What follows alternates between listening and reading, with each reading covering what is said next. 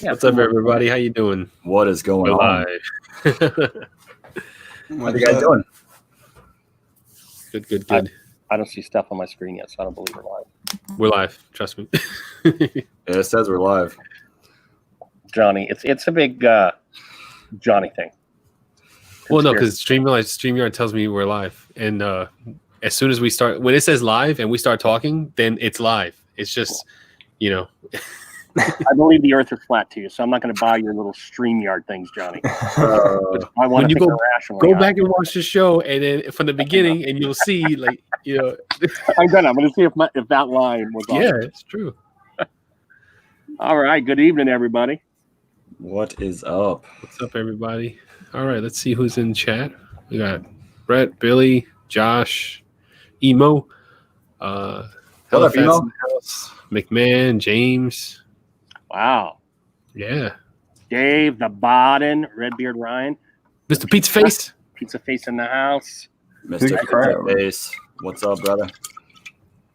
Silver Chef Eric in here as well. He's becoming a semi-regular D93er.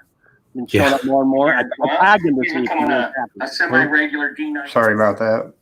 No problem. No, that's okay.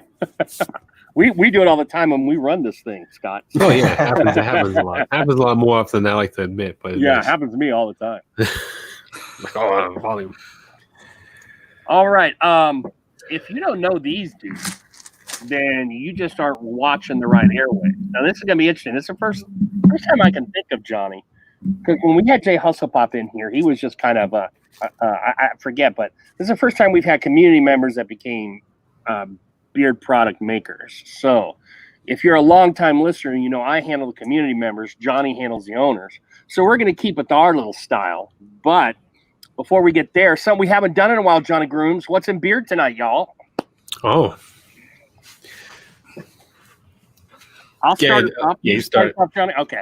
Well, I, of course, as I am wont to do, if I got product and an owner together, I did the flash review on this summoning right here. Some potion. We got some mana potion. It's a nice little scent. But I was like, okay, I didn't have a balm or butter, so I'm like, what am I going to match with this? I don't do a lot of mix and match. I'm a missionary position kind of guy when it comes to my beard stuff. I just want it that way. So I'm thinking going none of the cinnamon, this and that, and I decided, you know what? This might just work. And so, and thematically, I couldn't not do it. Oh, shit, we got it, baby. And you know what? It works pretty well. I like these two mixed together. So that's awesome. Got some Gambit butter from Miners and some beard mana in my face. That was awesome. That was a great flash review, by the way. Oh, thank you. Yeah, appreciate that. So what do you guys got? Well, we'll check on the chat once we're all established in here. Well, I've got in beard soon to be announced release. So. Oh, one of those. Yeah. Same here. Players to be named later. Oh, 2 players to be named later. Yep. A big trade. Oh yeah. I'm still on Clever Beard because I just got their beard butter. Yeah. So I'm gonna be doing a review on the Seafarer because I didn't have the butter for my little bathroom review. Right. So I'm gonna do a proper review for Clever with their beard butter. And just as a sneak little peek here, it's I don't know if that's gonna show up, but I see it. Oh, nice. That angle was nice. Yeah. Nice. Yeah, I'm gonna rock that in the next day or two, Johnny, because I too just got my butter and I haven't worn them together. I have worn the Seafarer by itself though. So, did you see how did you get yours shipped like with every precaution thought known to man? Like when he shipped it, he was like, I'm not allowed to open the mail, Johnny. So go ahead and tell what you got. Oh, all right. So yeah, when I did an unboxing because it was very they thought of everything that can go wrong with your butter. They thought about it. Yeah. And they did counteractive measures for it. So because it's the summertime, of course, when you get your products in the mail, definitely, no matter what, throw it in the fridge for 20 minutes. Let it get, cold. Let it get hard, especially with butters and stuff like that, because that shit liquefies. So what they did was they not only taped this shut, right? They taped this shut. They put a styrofoam cutout of it in there, so it stays right in the package. In the package was a thermal bag with an ice pack within their package. So it was There was like no, you could have played street hockey with that package, and like that butter, that jar would have never cracked, no matter what. I mean, like maybe if you ran it over the car, maybe. That's But, awesome. And for those that saw when Ryan did the push on the butter, that was room temp butter. It's not like it was hot or anything. You know, I got it out of the mail. I let it sit a couple hours, and before I shot my flash review, and no, it's really it's really soft. It's very, very soft. Yeah. Yeah. All right, so let's see what the guy. Oh, we got quite a chat. How many are in here right now? 15. 15. All right, it's a great start for the first hour. That's awesome. Yeah.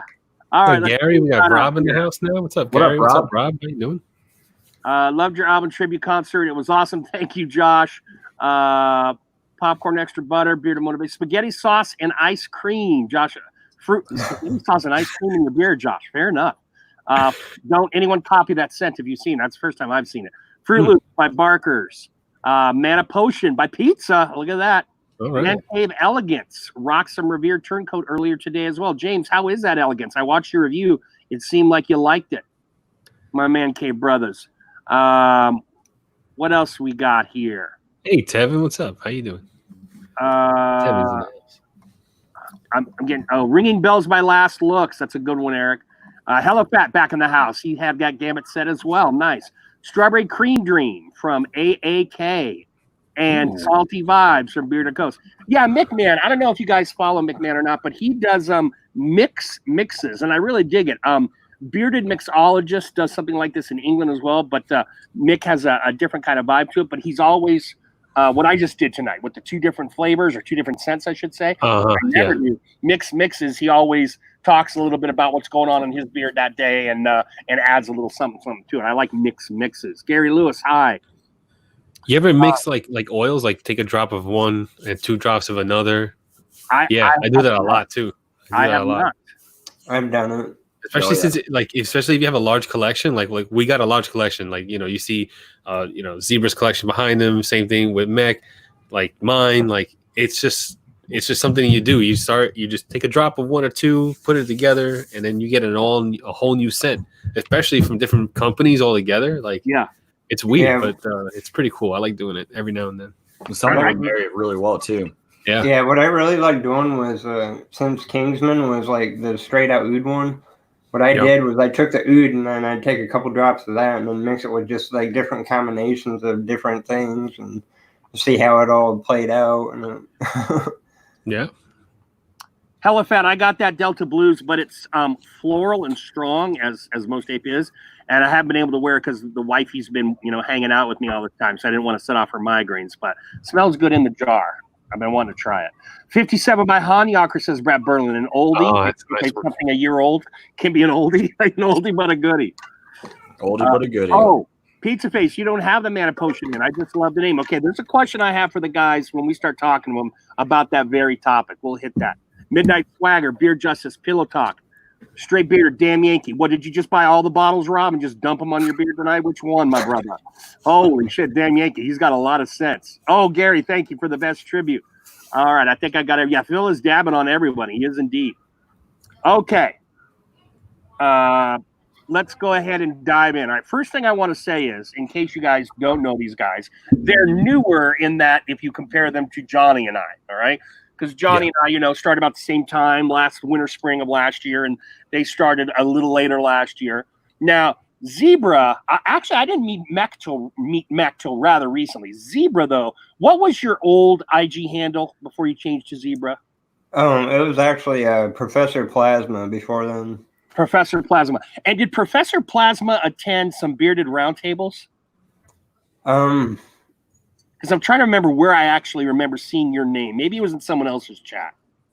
It was probably in somebody else's chat. Yeah, it's probably in somebody else's live because I was around in live streams like on IG and stuff with some other people and whatnot. Well, I remember it was a name, Professor Plasma. Yeah, I remember me and you had talked before the whole beard thing took over and transpired. Mm-hmm. I did, before the beard stuff, I did toy openings and the blind bag openings and that kind of stuff before I started reviewing beard products. So that's where that whole thing came from. And Professor Plasma and Professor Pokemon, and then Team Plasma was one of my favorite team enemies from the whole series. So that's how that name came, and then it just evolved. I remember I had just met you, and I realized you were a reviewer, and right after talking to you, I saw your Last Looks review. I remembered. I'm like, oh, that's a pretty interesting take, and you had done all those, and then I connected with the guy, and I got some of his stuff. So, but I remember you were the first guy I saw do Last Looks. I remember you doing that. Now, yeah. Okay. Now, Mech came into a therapy without power. I remember this. Now, it was a late night. It was not a late night, but it was an extended therapy. And I forget what was going on, but I was laughing my ass off a bunch during that therapy. And I remember Mech because, firstly, I didn't know him. He wasn't part of the therapy crowd, but I saw some of his comments, and I was busting his balls about Indiana's electricity and this, that, and the other thing. So that's the first time I remember encountering Mech. And then I sneeze, and you guys have your own live stream. I was like, where did that come from? So where I want to start is, A, how did you guys connect? And B, what led you to doing the live? And then C, what do you like doing with your live? Just talk about your live a little bit as where it started versus where it is now versus where you see it going.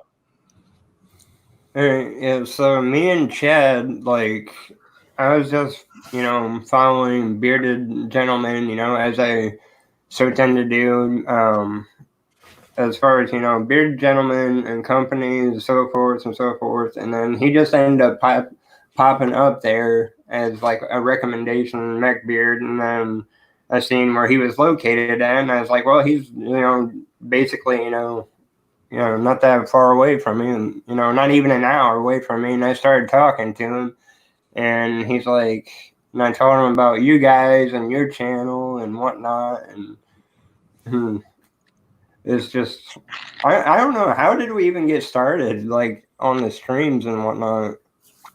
I think it's just after we met, man, and it was back in February. Pretty much the rest was history. I think we clicked very well, and we have a lot of common interests, so we had good common ground. Mm-hmm. And, communication, over the days, weeks, months, pretty much led us to now. Yeah, and one of the things that we mostly strived for was positivity and creativity and awareness. Yep. Because, if everybody knows me, I'm the zebra. And the zebra, I mean, if you don't know me by now, the zebra is the icon for rare diseases, so that whole thing. And, yep. We strive for the positivity and awareness. So we wanted to do that and kind of have a little bit, let loose, but have fun on the show and have different things and try to create a creative outlet, and do different things with it. Do something different out of the ordinary than what most normal people were doing. I want to follow up on that, because I know from trying to get guests on the show, be they owners or community members, a lot of people have a real problem on camera. They'd be like, yeah, I'd love to, but I just don't want to come on camera. Right. So you guys, let's just say relatively new, decide to just jump into this thing whole hog. Both of you wanted to go on camera. Did you guys have any of that anxiety? Did you know what you were going to say? Did you know how long you were going to go? When it was brand new and the apple was still kind of shiny, what memories do you guys have of that time? Yeah, there was obviously anxiety, but you just kind of, go head first into it and just, have fun, That's all you can do. Yeah. You get comfortable, the more you do, the better it gets. Yeah, definitely have social anxiety. I have anxiety, overall, social anxiety overall, and just in front of the camera. When I first started doing my YouTube videos, like I said, with my old channel, when I was doing the toy openings and stuff like that, I was nervous as all get out, because that was my first time ever being on camera and speaking. And, right. And then it even got worse when, we started doing the live shows, because you're in front of an audience then. So you're like, it's like, I just don't want to slip up and, or be judged. Right. Yeah. Because you're in all mask. it'd be one thing if the community were like 50-50, 60-40, and you had some nice female say, hey, it's okay. No, man. It's all these dudes with oozing testosterone on their faces. There's a bunch of other dudes that have done it before you for a long time or recently, or dudes coming. I get it. I totally get that, Scott. I always like watching guys, at least a little bit, even if I don't watch the beard reviews anymore, because, for guys like Brian or Dan C or me, I mean, our job is to do this kind of stuff. So I think it becomes second nature. But when someone, just wants to go out and get out there, it's always interesting to me to see the personalities, the all of that kind of stuff. We've had owners on here that don't want to talk, or other community members that don't want to talk, that will chat up a storm in DMs or whatever. Yep. You throw that mic on them. And I just appreciate the bravery for wanting to come on camera because they know that about themselves, right? And same, so like with you, Zebra, has doing the lives, because I know you don't do as much in the reviews as you did, but is doing the lives and doing other lives, because I know you've got the other group live, the other panel live. Has it helped you with your anxiety at all? Yeah, as I transpired and met more people and have been talking to more people and everything, and I've seen all the support and everything behind it, and people just keep driving me, and the whole compassion thing and everything, it has really helped me, and it's actually helped me quite a bit in a lot of different ways, like more than anybody will ever know. Yeah. Oh yeah. I've heard that story from certain people. We got a lot of vets, PTSD sufferers, who have found a nice outlet in this community to be able to, just chill. I hear lots of stories for various things that this is just a real nice spot for them to, not just the community itself, but just like lives, being able to interact, that kind of jazz, Right. Can I answer a question in the chat real quick? Yeah, go right ahead. It's your chat, brother. What's Rob? Yeah, Rob. There's a comment there. If you actually see, I'm kind of premature right now with the whole full beard, but it's trying to come in. I'm doing my best. I'm exfoliating and everything now and trying to get it to come in. So I'm hoping by the winter time it'll actually blossom. So Oh you yeah. gotta get one of those pumice sticks like you use on a toilet when you have too much dried feet. Yeah. He's going for it. He's going for it. Yeah. Going for the full beard. It's coming in real nice, though. Definitely. All right, my last question for you guys. I just want to go back to an earlier question since I asked you like 9 at once. The Beard Man stream, where is it going for the future? It's pretty good. Like we have done. We were doing the Insane Creations. That was a kind of an inspired thing for a moment, but we were still reviewers at that time. But then since we started making stuff, we was like, the companies might not want to do that. And so we kind of backed off from that. But it was really fun to do that part. But it's not going away, is it, the stream? No. Oh, no. The stream's still around. We still do that, every Friday. Good. We talk about new releases and just we like engaging with the community and having fun. Mm-hmm. And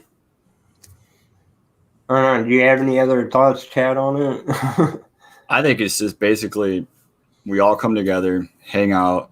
Obviously, it's a time for us to be able to release new scents, but to just kind of chit chat, let loose. It's the end of the week. Everybody's had whatever crazy week they've had. Let loose. Have some laughs, talk about whatever, positivity, and that's it. Oh yeah, most definitely awareness and stuff like that too. Yeah. Well, the English teacher and of course public speaking is within my domain. I'm gonna give you some student commentary, Mech, to end this because you're young enough to probably have been a student of mine at one point. You've got this great radio voice. I really like your voice, and I want to hear it more on your stream because I've been in your guys' stream, and I'm like, Mech, I want you to tickle those ears, brother. What's going on when you hear that voice? Yeah, that's my critique. I want to hear more Mech in the when you guys are doing the streams. Now, to be fair, I probably haven't been in there for about a month or so maybe you are talking more. But that's one of the things I wanted to do is hear more Mech, both sure, your and your voices. Yeah, for sure. Awesome. I appreciate that, man. All right, now before we get into talking about Beard Man, the company, and not the live stream, we do have to segue. And this is what, I mean, I think the whole reason, I'm sorry, guys, I'm not going to give you proper credit here, but the whole reason we got 21 right now, I think 18 of those, they're Alvin junkies, okay? We need to get our Alvin fixed. So to naturally just let Johnny go from that into discussing the company, Johnny, what's been the week in Alvin since we last met? Not much with Alvin. I mean, we what we were doing on over the weekend is we went hiking and we found a bunch of like other chipmunks and stuff like that, and we were like, oh, this is a good spot for Alvin to go back home to, because like we've come to the realization that Alvin has healed. His leg is 100% because he goes insane in that cage. As big as it is, it's not as big as the wild. Of course, it's not as big as the forest. So he's, he goes up and down in every single like toy. By the way, the benefit concert raised enough money. It raised enough money to get Alvin a whole new hut, a whole shit ton of like ladders and platforms and wooden things for him to chew and play with. So like that was like, an amazing thing for the community to get done. So I want to thank everyone who donated for Alvin. So, he's definitely like outgrown his cage. He's pretty big as far as chipmunks go. When you see a chipmunk in the wild, you're like, okay, that's a chipmunk. But when you see Alvin, like my chipmunk, he's probably about like 2 times bigger. I mean, because his diet is massive. It's constant. He's got food on every level. So it's like a food court in the mall. Yeah, he's like Theodore from the actual movies. If you've seen Alvin and Chipmunk the movies, Theodore is the chubby one. That's Alvin. That's my Alvin. He's a fat, chubby, chipmunk. And so we're like, you know what? He can go back into the wild. He can make it. Like he can run around, he can do all that stuff. The only thing that we were thinking about was like, would he be able to like forage on his own and try to find food on his own? Because remember, he's for the past, a month now, maybe at least a couple of weeks, maybe a month. He had his food source has been provided by us. So like, he knows where his food is at. If we put him out in the wild now, will he be able to feed himself? That's one thing we don't know.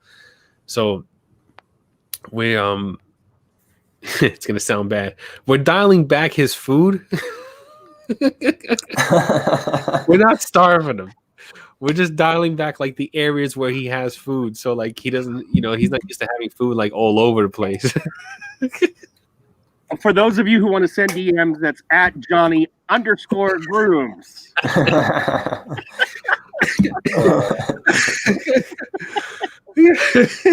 So, Johnny, even when you're trying to be nice. Yeah, I know. It all sounds bad. It just sounds so bad. It sounds so bad. Well, I was going to think purely from an economic. I mean, it's like buying a house and letting it go to shit if you buy him the house and then put the little bastard back out in the wild. All right? I mean, you're in for a penny, in for a pound now, dude. You got to go till he croaks. You got to. Yeah, they don't live that.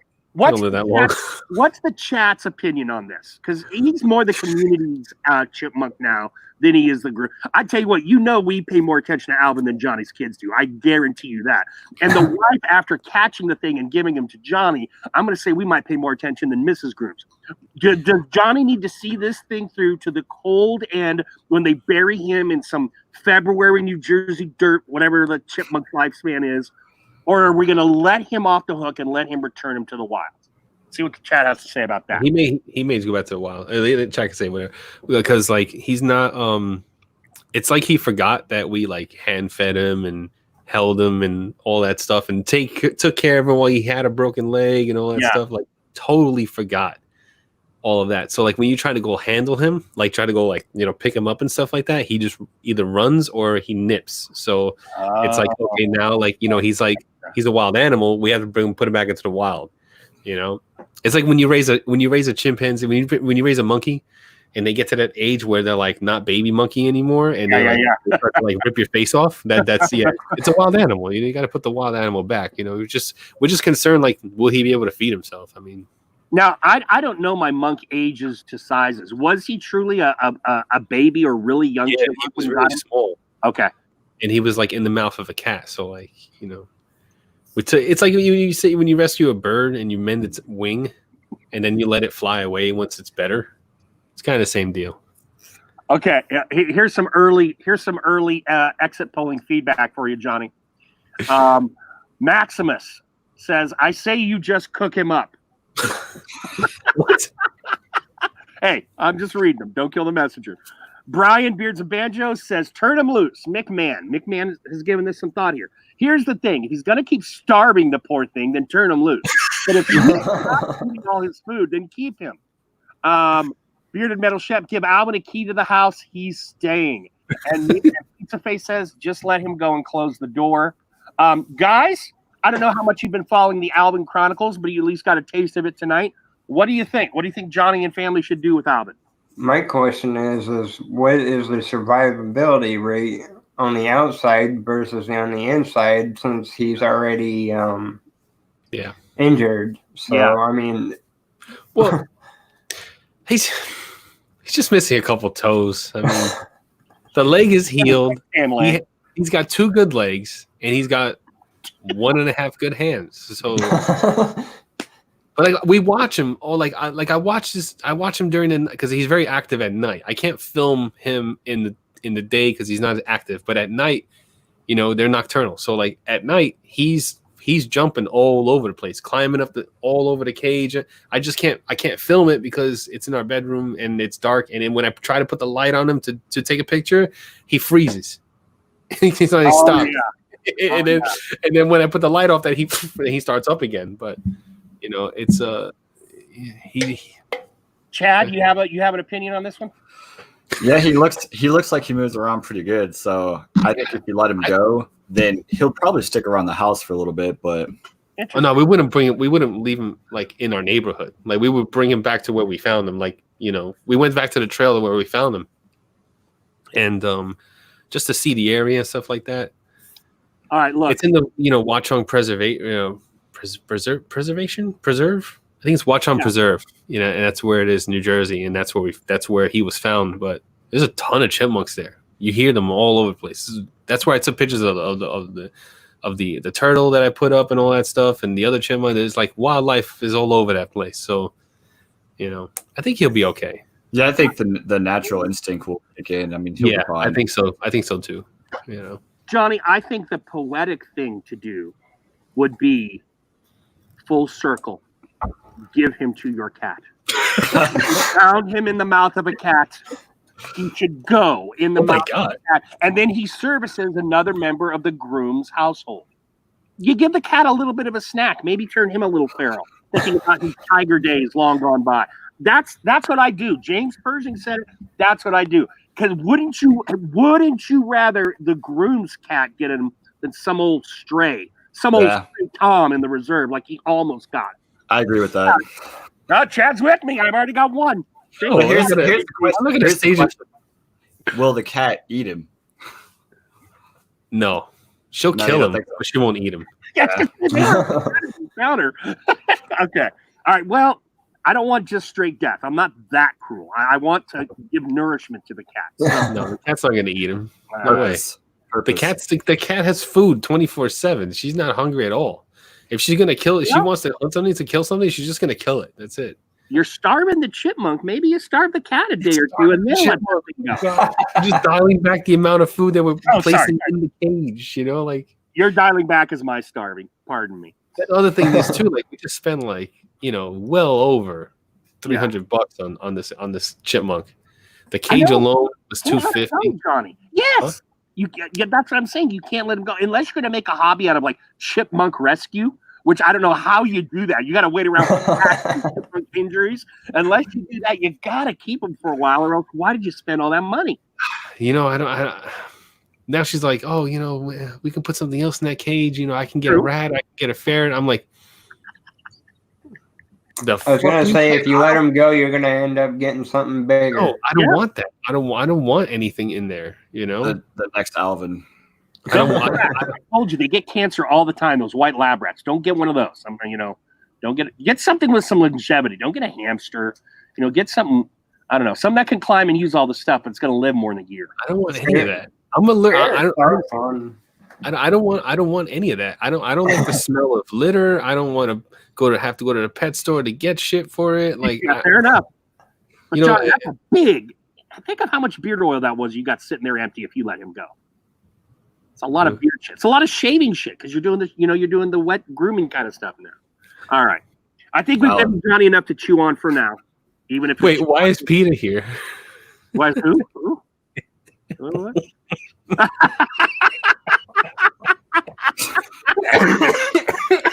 Wait a minute, they can't be real. Is it? Is that real right now?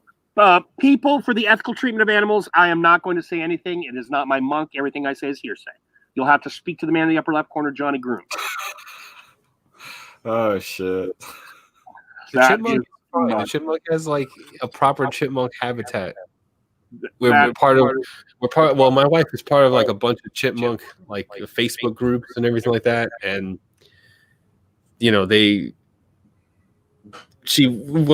going through recommendations of everybody else who has chipmunks. We made this giant chipmunk habitat, and he's healed up really well. I mean, he could be released to the wild. We're thinking about it.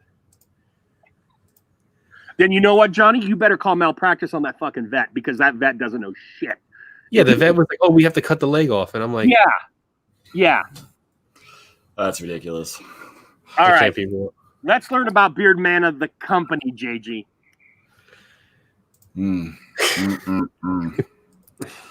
Well, we can announce that we are LLC. So, you did? You got your LLC? Yep.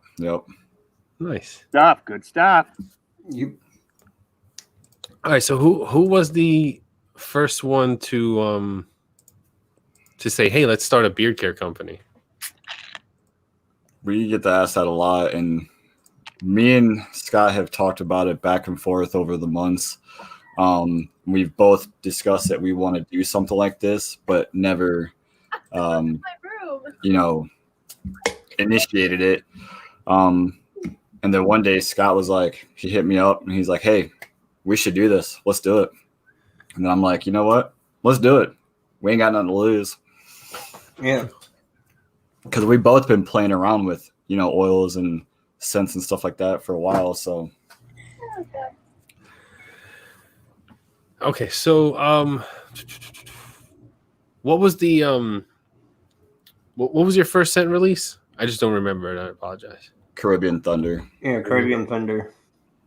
And what was that one? That was the it's a tropical scent.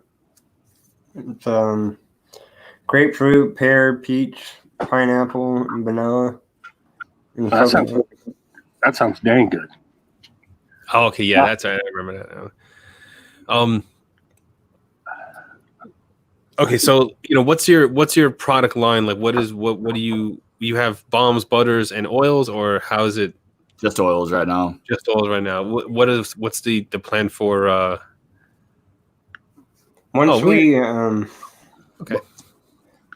we start getting our footing as far as the income wise and whatnot and everything, because everything that we have accumulated in sales right now has gone back out into product and making the product that we have going out, and then of course the LLC and the fees and whatnot and stuff like that. Mm-hmm. So we're kind of having to, build that up from there. And then, but we do plan on doing like balms and butters and stuff like that eventually once things are accumulating and keep, the ball keeps going. Have you started dabbling with core ingredients for your balms and butters? Have you started trying to make little test batches and stuff like that? Not just yet currently, but like I said, we plan on it. Yeah, we've discussed different ratios and stuff like that, how we're going to do things. But yeah, we haven't physically, got the materials to go at that yet. That's good. Yes. So we're taking it slow and steady. We don't want to rush anything, because like you said, everything that we make goes right back into the company. So. Okay. All right. So where do you hope to see, Beard Mana in the next, like, let's say 2 to 5 years? Like, what's the like end goal?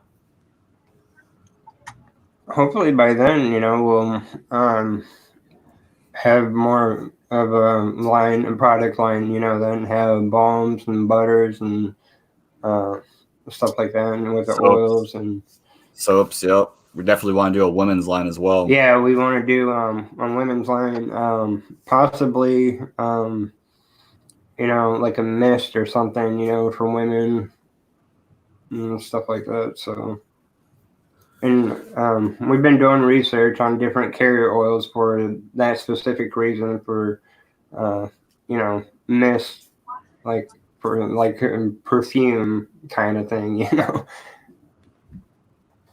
Okay. Who does like the majority of, like, actually, like, cultivating the oils, and like who does all the mixing, and like what's what's your roles in the company? We do everything together. Like every weekend I go to his place, we sit down, we talk business, we make oils, we create. So yeah, if we do everything as a team. Yeah, and it does ship, all the stuff does ship from that I can't figure out where I'm pointing out. Yeah, I know. I do it all the time. But yeah, it ships from over there, and we do everything like you said. We get together like every weekend. We get everything all situated and get everything together. And throughout the week, we brainstorm ideas of this and that, and the scents, and what we should do, if we want to change anything, or what needs to be changed, how we can improve, and stuff like that. So. Oh, cool. So like everything you guys do is like in-house, like you make the oils, the labels, like everything. Yes. Wow, that's everything. Good. Everything's made in-house. That's awesome. So there's if you see the artwork as well, some of the elements and the stuff are hand drawn, like the dragon Solaris on there. It was actually hand drawn by me, and it was really? drawn. Yeah, it was actually drawn on paper, and I took it, and then took it onto my phone, did some digital stuff on it, and the coloring and whatnot. And then the mask on, you had the summoning, I believe. Yeah, the mask. Oh. Yeah, the masks there are my actual hand drawings and stuff on there as well. So there's little tidbits of here and there. So.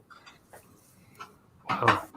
And real quick, because the Mana guys do which I love, is having the profile on the bottle.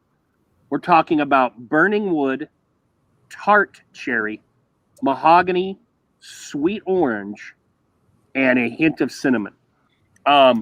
It's blended so well that I only got a couple of these things when I was smelling it. Like I couldn't pick out the orange at all. And I picked out wood, but I don't know. I thought it was more mahogany than the charred wood, but I don't know. Now it says on the label a hint of cinnamon. I get the cinnamon, not overpoweringly, but I get when I mix it up, I get more than just a hint. I consider like the cinnamon, right there, which is why when I was looking for a butter to match it tonight, I was trying to get away from my usual ones that I had cinnamon in. Right. But at the bottom, those I guess those sweeter notes a little bit. Definitely get the cherry, and that's probably orange in there as well. Now that I know that orange is there, but It's a really nice blend, guys. It really is. It balances that kind of sweet and heavy really, really well. And then appreciate that. Thank you. So what's the biggest obstacle for starting a at home, like from scratch, like beard oil company? What was the biggest obstacle you ran into? Like basically the recipe, I would say. Honestly, yeah, the labels, and we're still trying to improve on that. But yeah, I would say the labels are the obstacle. Oh, labels? Yeah, labels are definitely like.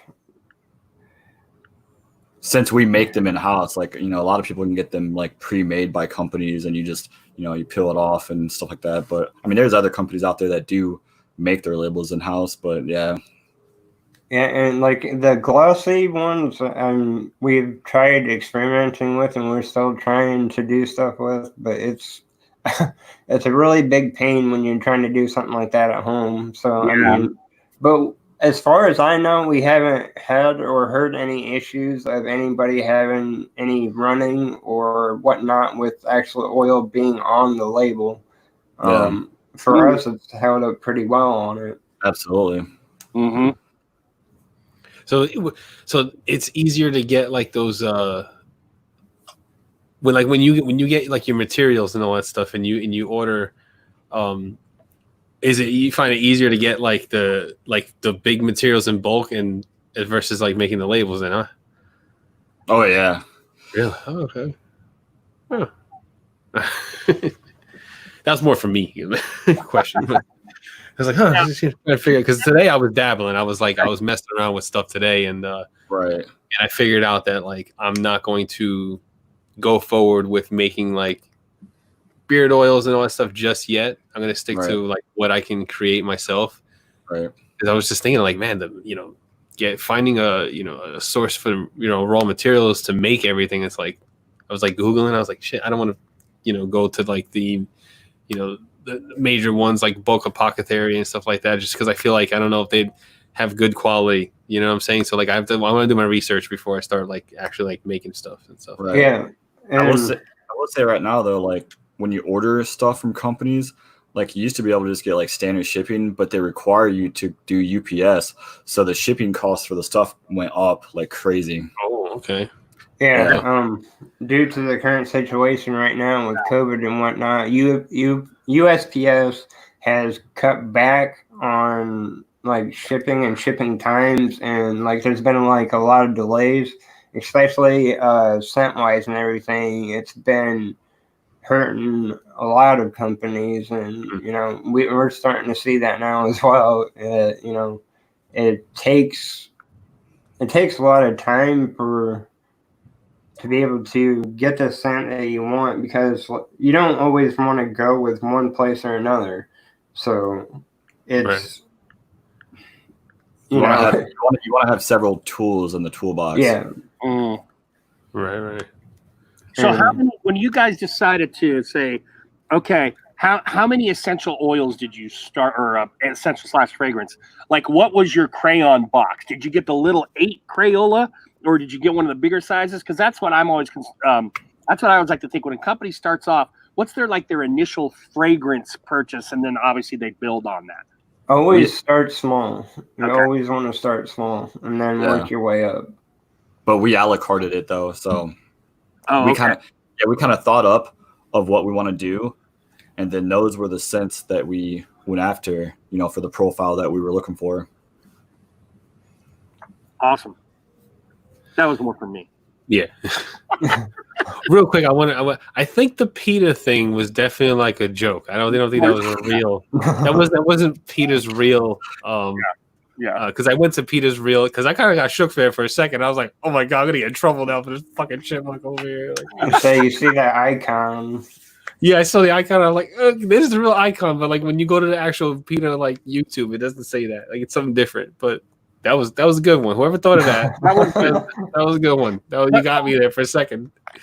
I guess I don't want to say I know Johnny, but I hunched that. Okay, firstly, why are they going to land on this live stream? Secondly, they're going to make a physical contact with you. They're not going to do it in a chat. They're going to do it via email or I'll probably get like a knock on the door or something like that, or something. Man, we should have planned this all out. We could have had like Joe Bearded Life, since he lives kind of close to Johnny, and if we'd have thought about it, we could have had his youngest brother, who Johnny doesn't really know what he looks like, come up, and we could have done that. That could have been a whole bit. How would you get it on film? Like, how would you record it? Well, I guess Joe wouldn't film it. Could I have a cameraman? Instead of Johnny getting swatted, he'd get peated. We got checked on live. That was funny though. That got me. Phil, I really did. You know what's killing me now about Phil with Helipad? Or is this because I'm in StreamYard? Oh, that's why. That's why. In StreamYard, it looks like a dab, Yeah, it looks like a dab. I thought that's what it was too until I saw it. Yeah. A few lives ago. Someone put it in there. I said elbow cough. I'm like, oh, it's elbow cough. He's coughing in his elbow, but it does look like a dab. So like that's what I was using it for a while. So Helifat is doing a lot of that tonight. I wonder if he's having some issues with his lungs. Maybe things passing over the cells in his lungs that could be causing all that coughing. I don't know, but we're seeing a lot of it out of Helifat tonight. I'm just glad he's back. All right. And I'm good with the. I don't want to ask too many like questions, and I don't want to like accidentally give out any like trade secrets and stuff like that, because I always think about that too. I was like, yeah, let me stop because I don't want to pry too deeply, because give away all that stuff. So yeah, I'm good. So I just want to say, for the past week, I've been seeing some D93 hashtags, which I'm really digging. It's nice to see that out there. I'm digging that a lot. Johnny, have you experimented with pine tar soaps? No, definitely not. Oh, that's I didn't make any soap. Today was like everything that I posted today was just me cleaning up old mason jars, because I needed my mason jars, because that's where I put like my stuff that I use for me. And I had like all different types of failed batches in these mason jars that I had to like repurpose. So I had to melt them all down, and I couldn't do it in the microwave because I tried it, and everything inside the jar, I guess, foamed up and overflowed. So my entire microwave was covered in shaving soap. That's what happens when you put that shit in the microwave. So which I learned on the first jar, and I was like, all right, we have to double boil this until melted down to liquid, and then I put it into one giant jar, and that's like my reminder of all your failed attempts in one jar. So I have a jar that is literally just like your failed attempts jar. So every time I go to make something, I look at that jar, I'm like, okay, that's where you fucked up. So like, and I move on from there. Just the don't do it again jar. Yes, don't do it again. I can still use that stuff. It's just not good, like I could use it, because I know what's in there, and I know exactly, how much to use and all that stuff. But yeah, I would never like give that away to anybody. Hashtag jar of failures. That's right. I like that. That is a cool little like simple thing though to have to. If it ever did go somewhere, the soaps, the creams, whatever it may be, to have that sitting there, I like that. It's kind of like the first dollar bill in a restaurant. They always post that first dollar bill that they earned. One thing I know, those batches are definitely over 6 months old, and they still were okay to use. Like they didn't change color, they didn't smell rancid or anything like that. They still felt right. It's just when I messed up because when you actually use it, it didn't rinse off your hands like shaving cream is supposed to. It kind of coated your skin too much, so the water would kind of bead off of it. So you don't want that when you're using a shaving. You don't want that on your skin. After you're done shaving, you want nice clean skin. You don't want a tacky film that you have to really wash to get off. So that's why they didn't work. So I put too much of a wax in there, too much wax in there. McMahon, he has to send the soap to people for it to be a company. Will not happen. You're not going to get soap. No one's going to get soap. You're not going to get soap. Oh, man. All right, so speaking of Dirty 930, we're getting close. Yeah. So you're still working on the formulations and stuff then on the soap? I'm still in it? Yeah, I'm still in because I know there was one or two batches that was like, oh, okay, this is good. This is it. This is the batch that I got it, But then I forgot how I did it. So I didn't write it down. I didn't document it. But I have one jar of finished product that's really good, but I can't replicate it because I forgot how I put it together. It was a goof. And I always take notes. Yeah, I know that. Now what I do is I do video. I set up my Chromebook and I start talking. I do it kind of like a vlog. I say, okay, I'm gonna put half a cup of this and 2 teaspoons of this and X amount of drops of this, and so that's how I do it. So I can always go back and have a visual aid of actually doing it. So instead of it's better than writing it, and Yeah. The one thing about what in teaching a rubric is like back when I don't know about you guys, you're probably younger, but back when I went to school, you turned the paper, the teacher wrote C+, and you're like, well, why the hell did I get a C+, right? But now with rubrics, you actually design the grading utensil so you know exactly what you want in there, and you can communicate that to the student.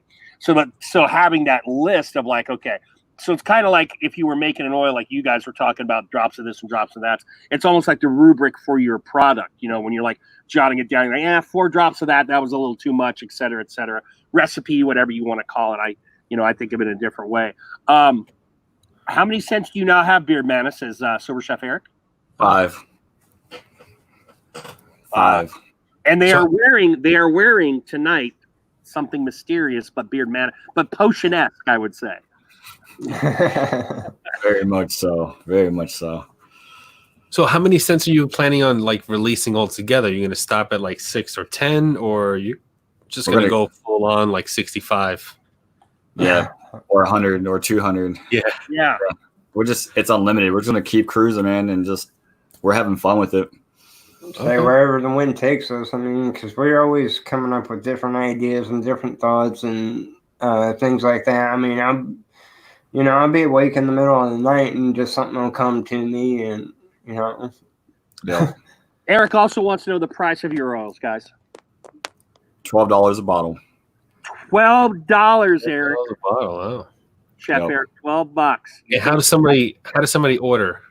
Our website. Our website just went live today, so yeah, we just got the lead. How did you guys not hit that before an hour in? What's the website? Nice, boys. What's the we website wanted to name? announce that we actually have a .com. It's beardmanna.com now. Yep. Booyah! And by the way, Brett Berlin, who am I to tamper? But Brett and I share this, man. Tobacco. Is there tobacco somewhere in the works for you? There actually is a tobacco scent right now. They got a tobacco right now, Brett. But he says a unique tobacco. Yeah, go ahead. What's that? It is unique. There, Chad. It's sweet pipe tobacco, citrusy peach, lilac, violet, sandalwood, vanilla, and a breath of cinnamon. So that is unique. You're right, Scott. That's a unique damn scent right there. What I want to do is I want to show the website. So we'll show the website. Here it is. There we go. We got beardmanna.com. That's interesting that you guys went with the floral. When I got to know a British guy who went out of business but is now going back into business, he's just not selling to the U.S. quite yet because of the COVID. It is a very British. I'm going back to their colognes and stuff even, but it's very British to mix tobacco and rose. That's like a very British scent, tobacco and rose. Now, to my ears, that sounds a little weird because I don't know personally, at least, and definitely in beard products. I don't know about colognes, but you don't see a lot of tobacco floral combinations of any floral type. But you guys had 2 flowers in there, so plus the peach. So that sounds pretty cool. Yeah, wow, it's different. It's very different. You can ask. I don't know if y'all follow him or whatever, but Deacon Alistown, he actually has Wendigo Witch Doctor, and it's different. Like versus in the bottle, all of our scents actually, you have to warm our scents up to actually get the full effect of the potion. Otherwise, it's not gonna do it. Right. It's we call it the Wendigo Witch Doctor because it actually does transition throughout the day. And like I said, at least for me, 3 times throughout the day. Yep. It changes. Oh, All right. Absolutely great. Pipe tobacco, peach, sandalwood, lilac, violet. I got a comic geek then. For my comic geeks out there, what is very significant about the name Wendigo, as I called it, or Wendigo, as Scott calls it, in comic history? Why is that character very important in comic history? And I'll even give you a hint. Marvel. Let's see who our old school comic geeks are. I actually know this answer. This will be interesting. Johnny Grooms, cool. Oh yeah, Firefly. I think you like. Well, there's only 3 left in stock, people. That was the question I was going to ask you guys. Okay, so for the chat, we're talking with the boys here, small batch, right? So when you guys sell out of a run, and based on what I've been seeing on your posts, it seems to be a common occurrence. How long do you have it down to where you can be like, oh, I can have another batch of Wendigo Witch Doctor in this amount of time? Or is it just one of those things you're like, oh, it's time to remake it? How do you guys juggle that time? I mean, obviously there's the Lux way of doing it. Yeah. What is your mana way of doing it? Part of it is customer response. Okay. Like, we definitely want to get the feedback and the value of the feedback and how well it's liked and the popularity of the scent, of course, and everything before we try to go on with it. And then we kind of scale it from there as versus how much to make or, when to make it or if to make it again. Well, that's a cool idea. Which one has been, and then I want to address the answer to the question, but which one has been the most popular? Which batch has been seen the most times remade? There's two of them. Okay.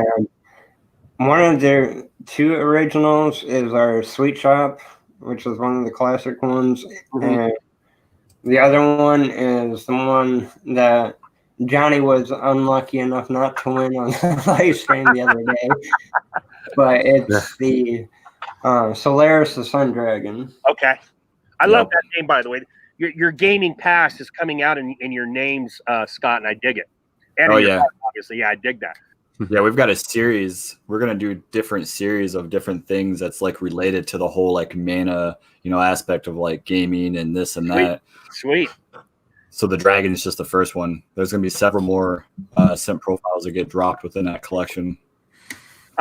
Chris, close. You're right, but that's about 25 years later. Johnny Grooms says he knows it. Go ahead, Johnny. What's significant about Wendigo? Wasn't he the first one to fight Wolverine? Yeah, brother. That's it. Hulk 180. Hulk is fighting Wendigo, and at the very end, Wolverine shows up. Hulk 181, which is the comic everyone knows is the first appearance of Wolverine. Wolverine throws down with Wendigo and the Hulk. Johnny Grooms on his Marvel shit today. Good job, brother. All right, you know what the Wendigo is, right? I know it's a northern, beastie kind of mythological creature. Yeah. So the Native Americans, they believed in the Wendigo, and the Wendigo, what it does is it shapeshifts, and that's where we added in the name because that scent shapeshifts like I said, at least more than 2 times in a day. So we decided to add that in there. Yeah, I love geek shit, man. I love that.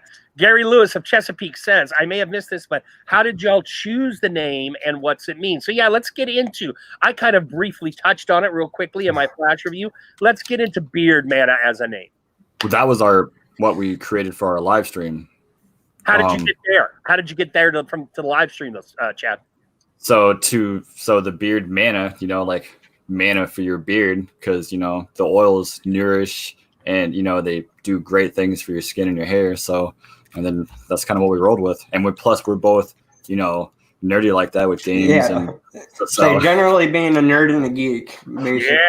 Yeah. Yep. And, big on RPG games, different things of the sort. Like I grew up in the, in the 80s, 90s, and if y'all remember, like Diablo was like one of my favorite PC games back then.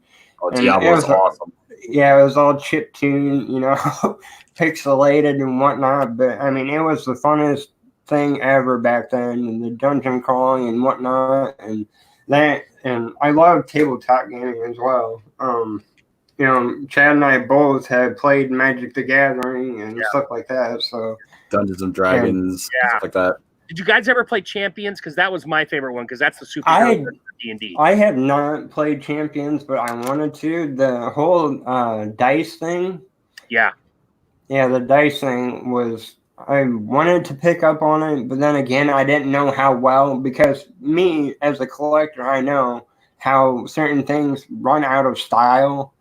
For example, like the WoW TCG game. that didn't stay around for very long. I bought the crap out of the cards just for the loot cards for the in-game items, but the actual card game, it didn't stick around for very long. It was done. Yeah.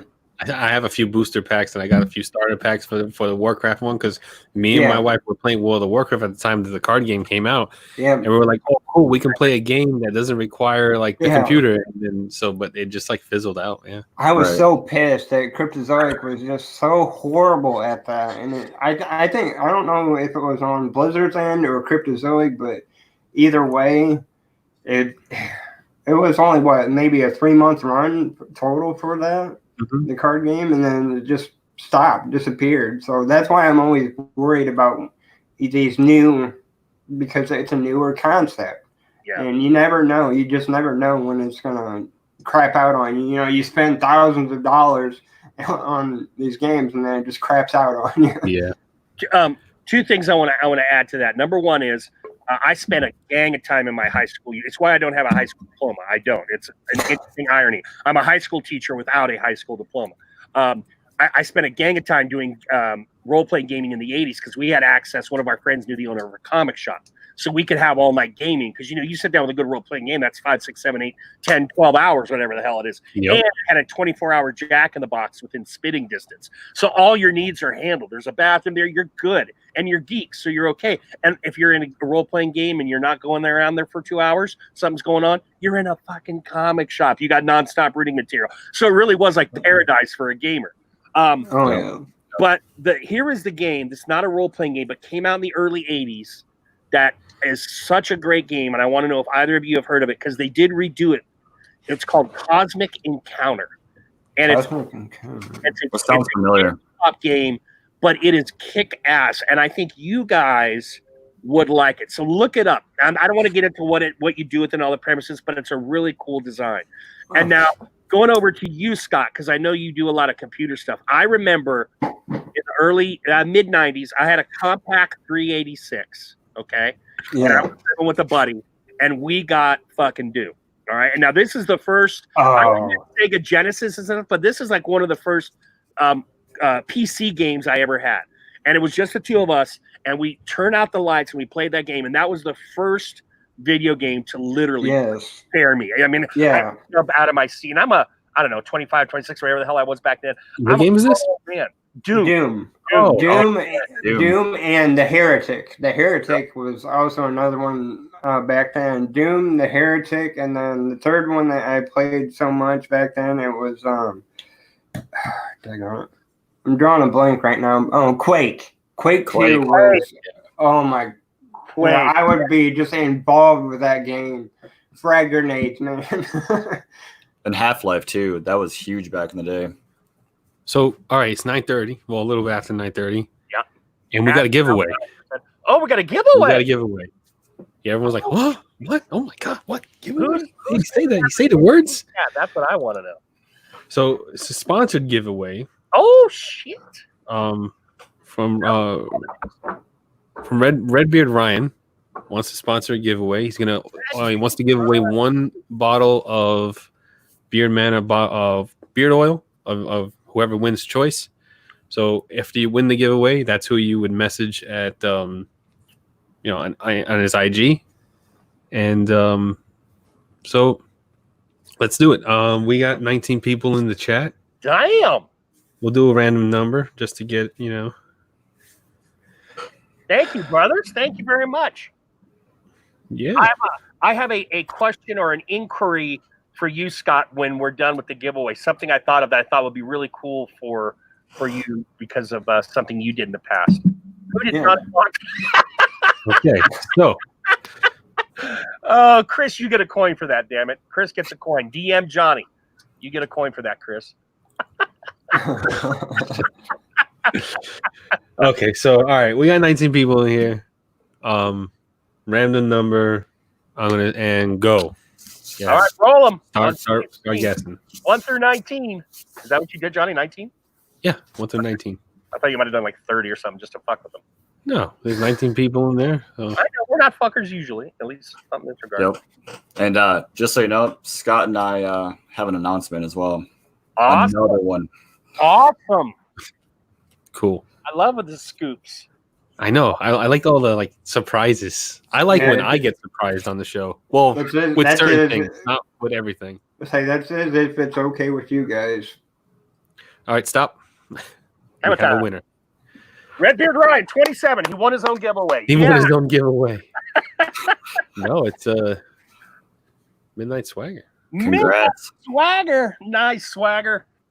Good job, brother. Congrats. Weird. No one guesses one. Yeah, No one guesses one. Because you don't ever think one actually will go through. But yeah, it was All right, one. swagger. So DM. Who should he DM, guys? Redbeard Ryan. No, thank you. Oh, Redbeard Ryan. Okay. Yeah, he's the one. So DM Redbeard Ryan. Tell him what you want. I guess Ryan will DM the guys. Good job. All right, real quick. I congratulations. just want to run this by Scott real quick, and then I want to give you guys all the time you need for the announcement. Scott, remember when you won that giveaway from Brothers Groom for the set you designed? Oh yeah. I might DM them and see if you really liked it. I thought that mix was a hell of a mix, and that would be awesome if Beard Mana could produce it. You know what I mean? I don't know that they're going to, and it's your design. I don't know how proprietary things work, but they seem like cool dudes. Yeah, that would definitely be something to consider. I mean, if they will allow us to create that, because I mean, as far as I know, they haven't done anything with it. Yeah, so. and I was in that live, and I'm like, damn, I want to buy that thing that Scott designed, and I can't. If you make it, I can't. I mean, they didn't do anything with it. I don't see why. It's not like they're actively selling it. Yeah. Real quick, Scott, before you guys make your announcement, hit the chat with that blend. So, a little preface. Brothers Groom did a cool giveaway on a live where they let you design. Well, you designed a scent for them, and the giveaway was they would make that scent for you. So you designed a custom scent. They made it for you. Oh, okay. Okay. Scott, I get it now. All right. Scott, give them the name of the scent and what it had in it, please. Okay, so it was Kentucky Nights, and I'm trying to remember completely because it's been a bit since it's been there. I remember. Was there honey in it? It was honeysuckle. Honeysuckle, grass. Was grass one of them? Bluegrass, honeysuckle. I believe it might have been brown sugar in there somewhere. Yeah, yes. I knew there was something sweet. That's why I said honey. So yeah, at the top, and I think there was no more than 5. But listen to that: honeysuckle, brown sugar, and bluegrass. Yeah. You got me there, and then I know there. But so just something. All right, I will shut up now, boys. The floor is yours. Well, would it be all right if we made our 6th scent drop tonight? Hell yeah! Oh, wow. Hell yeah! And on top of that, we're going to give away 2 bottles. Oh, Of the new scent? Yes. Nice. Yes. All right, so Joe, you handle this. I'm gonna exit out so I can enter this giveaway. And Yeah. okay. All right. Awesome. So let's do it. Ready for it? I have a question for one of the 2 giveaways. Okay, you want to do a random number and a question? We could do that. Yeah. Yeah, cool. All right. good. So here's the question, and if we stump, Wait. Let him debut the scent first. I was saying, you even want to know what it is? no. I'm not giving you. We want to get straight to the goods. I'm giving you the parameters. The question is, if you guys can get it, great. But if you don't get it, we'll throw that one to a random number generator. All right. Okay. All right, gentlemen. Okay, so if nobody can answer, all right. You both can answer the question right. Don't make it so hard. It's just a bunch of bearded guys. We're not scholars. We're not fucking scholars over here. All right. So what's the new set title? Enchanted Scroll. Enchanted Scroll. Yep. Are you ready for the profile? Oh yeah. All right. So it's an elegant blend of worn leather, crayon apple, aged sage, and amber. Ooh. Wow. Damn, I like the sound of that. Enchanted Scroll.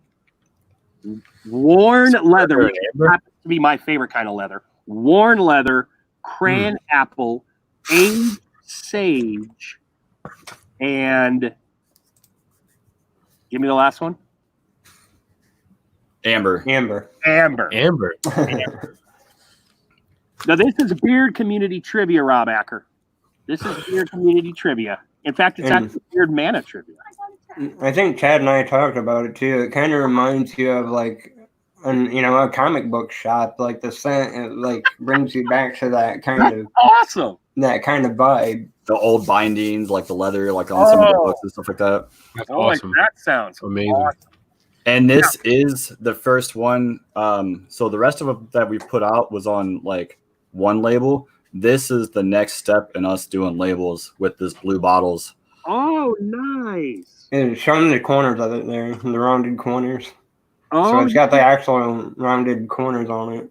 yeah, because you can see from the old one, they're sharp square edge kind of right there. Yep, and then it's like almost to the Almost a total wraparound. Look at this, guys. Not only are you getting a new scent, 2 giveaways from Beard Mana, you're getting the next evolution in their product design. I love it. Wow. Right. I love it. Matthew Stockwell says that sounds amazing. Brian says he loves how descriptive you are with the scents. All right. So and they are available on the website right now. So and what's the run? How many do you have for this? 22. Yeah, 22. Okay. So I thought 20 was your usual run. You made the extra 2 for the giveaway. Nice. All right. So here's the question. This is straight Beard Mana. You've either been in their chat or listened to them. You have. This is going to be super easy. But the boys just alluded to earlier, they live so close to one another. They meet every weekend to do their Beard Mana stuff together. What 2 states do they come from? What 2 states do Scott and Chad come from? Where are we producing Beard Mana? 2 different states. And we'll see how far this goes. And get ready for both numbers, Johnny. I just want to see who knows our owners. Oh, shimmy. There it is. Oh, shimmy. They're all over that. It's on my screen. There were 3 correct answers there. Firstly, well done, boys. Well done. In a row. But the Bassmaster out of Florida, Bearded Joey Hookham, you are a winner, sir. Winner. Bearded Joey Hookham. Yeah, his first time. Great. All right. And James Pershing was close. He got one of them. Everyone who answered got it right. Good job, boys. Gary Lewis isn't on the site yet.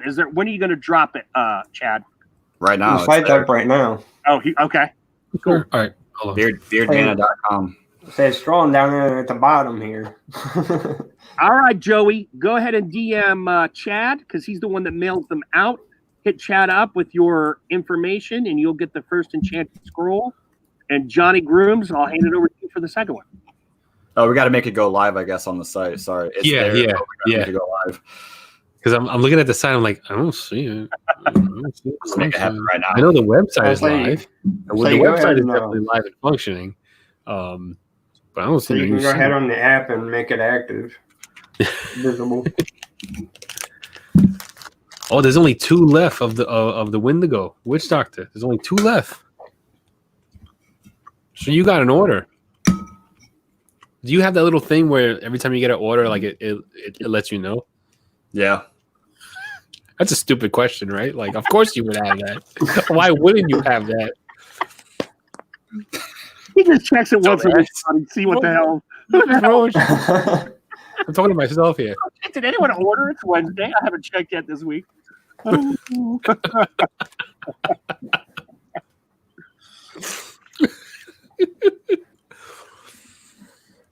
right, man. Joey. I don't know if you heard the profile.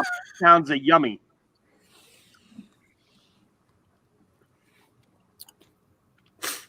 Beard Alive. Oh, I was like, hey, Joe. I've been here an hour and a half. Oh. Good to see you, Joe. All right. What's up, Joe? How you doing? Red Life Joe. Oh, it's funny as hell. I have my moments sometimes where I look at myself and I'm like, what are you thinking when you speak? What you think before you say something? All right, Siri. Nobody asked you, Siri? No one asked her. Bella translated that for me. Hey, This Sammy. Summer of Love. Well, Sammy. So Sammy said, hey. What's up, Sam? Sammy. all right, Johnny, you want to do that second giveaway now, or do you want to hold on to it? Let's see. Do we giveaway now so quick back to back? Should we let them wait a little bit? We don't do this normally, so it's like I want to savor it. All right, so let's savor it. That's good by me. We'll do another giveaway just in a little bit. Not right away. It could be 5 hours, in which case I know Eric Kennedy will win by default. No, we're not gonna. We can't do that today. Yeah, I know. And Chris, don't forget, one reminder, Chris, if you're still in here, DM Johnny Grooms for your coin. That's the last time I can say it. Oh yeah, you gotta. If you want a coin, you gotta DM me for the coin, or else I don't know who got one or not. All right, so it should now be available. All right.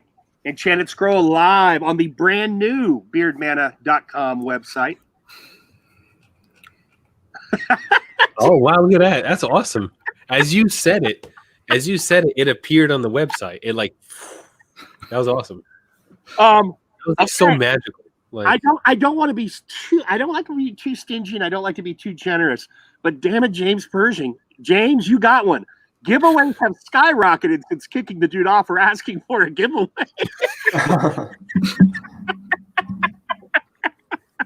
James, you have a coin, my friend. Yeah, I just fixed that, Gary. Oh wow! If you go to the website now, it's for free. It says zero. Yeah, I fixed that. I fixed that, Chad. You had it on sale for. You had it on sale for free. Awesome. God, dang it, just give it all away. Yeah, right. Oh man, now the price is there now. Technology, I tell you. Mech, Joey Hookham wants to see your hat up close. There it is. That's Beard Mana swag, baby. 2 color and everything. Is there some on the side too? Oh, Beard Mana hoodies and t-shirts. Oh, the boys are doing it up. Yeah. I will say, as constructive criticism, they could be working on butters and balms, but they're working on shit for them to wear. You know, that's just what I'm going to take out of it. And Chat says I got it right. Got to represent. Got to represent. We have to. And they're testers as well, so we can see how good the quality is to put it out. Nice. I mean, we put so much, time and dedication into everything. We figured we deserve it. Yeah, I like it. I like it a lot. Start small. You get you get that. You start small and you just get that core menu going, and a lot of restaurants take that approach where they'll have a menu of 7 or 8 things and they just run with that and they make they become successful like that. So it's good. I like that. Yeah, and he's in Indiana, Brett, where from what I understand it gets a little humid this time of year. Brett Berlin said his taint and ass are sweating. There it is. Yeah, there it is. It's about that time of night, so we can go there. Yeah. It's been warm out here though. We've been getting in the high 80s. Yeah, I'm usually like in my conditions, I'm always cold. So, but I am actually getting a little bit warm though, with these lights on me. But I don't want to strip in the middle of the show. Why not? I do it. Dude, it's so humid here. It's like the sweat is sweating. Oh, I hate that. Actually, I'm going to. I'm taking. Yeah. Really? I go 1940. Boots and cats.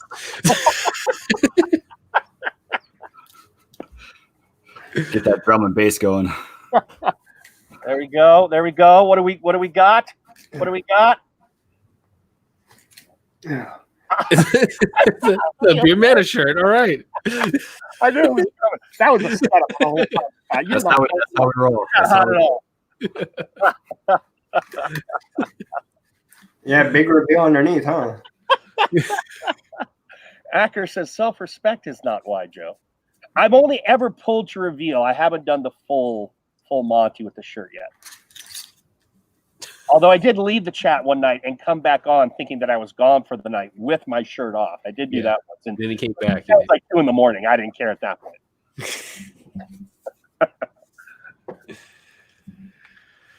After I got excited trying to these guys, I don't buy other stuff anymore, but I had to support these dudes. Nice, Gary. So Chesapeake is going to be trying some of your stuff. Thank you. Appreciate that. Up near Manhattan, where the Wildcats roam.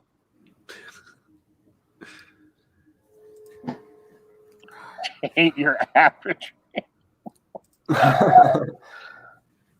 Okay. So, I think coming up in mid-July, in fact, I think Gary is going to be our last scheduled guest until we have like a midsummer break. And that is when I think we should look at doing some other shows, Johnny. And so while we got people in here, I think it's a good time. We already said we were going to do a wrestling part 3. All right. Mm-hmm. With Mech and Mana in here and with part of your channel, I'm wondering if we should do a video game themed show. So there's nothing concrete here. I'm just throwing ideas at the wall. That would be a good idea. Doing a music show. We had talked about, because of course, just like with the comics, you have the different movements and stuff. We talked about music, so we can think about video games. Anything else you guys would like to see on here? Gary's on the 14th of July, I believe. No, Gary's on the 7th of July. We have a community guest on the 14th. So mid-July into August, think about some stuff you may want to see. Yeah. Joe, not Chesapeake, Gary, just Gary. Sorry, Gary. Yeah, Chesapeake is not going to try it, but Gary the man is. It'd be awesome to do like the gaming stuff and everything. And that's what we was hoping to do eventually too. Is like doing some gaming and stuff too. Like I said, in the green room, I just started playing Fortnite again. So yeah, because me and Johnny, when Johnny does his streams on his other channel, I've joined him in playing what is it? League of Legends, or not League of Legends, but Mobile Legends, or Mobile Legends, yeah. And that we had pretty good fun in that one. Yeah, you guys gotta get up Brawl Stars. Brawl Stars, I've actually downloaded that and played that a little bit. Yeah, it's 3 versus 3, so like, we can do that. And I can StreamYard that. Like we could all be in the same StreamYard while having Brawl Stars on the screen. So like that'd be cool. I would like to do that. I've been wanting to do a gaming live on my channel for I'm down. Eric, I remember Leisure Suit Larry. I remember Leisure Suit Larry. Yeah. I can't remember the company, but I love them. Now we're talking late 80s, early 90s. So early PC gaming. But they did games where it was all text, and you usually had to solve a mystery or something like that. Mm-hmm. I forget the company name, but damn, did I love those. I have a story about that when we get into gaming. Contra, hell yes. Okay, so we can have people that would want to do a gaming version. Maybe we host it on your channel, Johnny, since you said you wanted to do a live if you wanted to, or we'll do it here. Yeah, I would. Well, I wanted my live like I wanted to do a separate live of just gaming, but I tried to make an entirely separate channel on gaming. So like I didn't want to keep going live on my channel and pulling like the bearded community away from other bearded lives. You know what I mean? So like I made another channel for it. So I go live there more than I do on my regular channel. And but if like bearded community members wanted to play with me and stuff like that, I would do it on my regular channel, on the Johnny Grooms channel. They're talking about Contra and Mega Man. Oh, Mega Man shit. Contra, Mega Man, Castlevania. He's talking about Earthworm Jim. Earthworm Jim was awesome too. Bubble Bobble, it was like one of the hardest games there ever was, but that one was really good too. That's one of my favorites. It was a rarer game too back then. And I'm sure it's even more rare now. All right. So we're going to do this. Mid-July or early August, we're coming back. We might even have Beard Mana on as guests, since they seem to be two high-quality gaming geeks just for the gaming show, just like we had guests on the wrestling and comic book shows. All right, so that's what we look forward to in the future, since I'm seeing everyone commenting on stuff. Even Acker, who I didn't know had gamed or not, but even Acker had dabbled his little toe into gaming there. Let me tell you how that game I got into over Marble Madness. All right, so let's rewind the clock back to when I was like a child.